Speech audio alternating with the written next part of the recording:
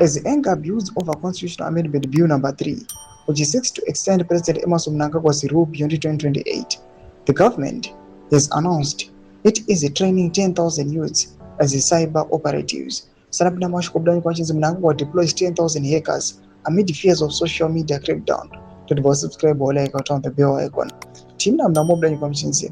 The timing is many asking if this is really about cybersecurity or if the regime is preparing to silence growing online dissent.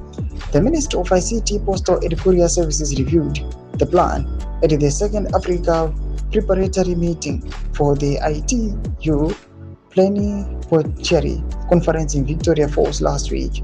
Officials framed it as protection against foreign digital threats.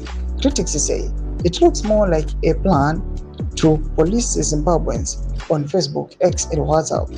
ICT Minister Renda Mavetera, represented by Deputy Minister Tigimuzi Futi, told delegates, cyber threats are borderless. Zimbabwe has completed a comprehensive cybersecurity strategy to protect our digital assets, critical infrastructure, and citizens' data. She continued, we are training over 10,000 young Zimbabweans in ethical hacking and cyber defense, turning a vulnerability into a national export opportunity.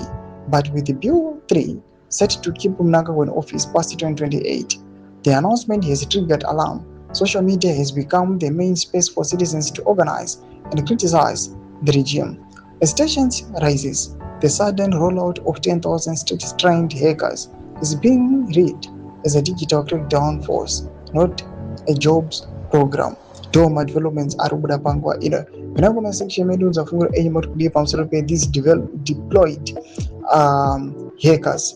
Penagoma section medals on subscribe or like it on the bell icon.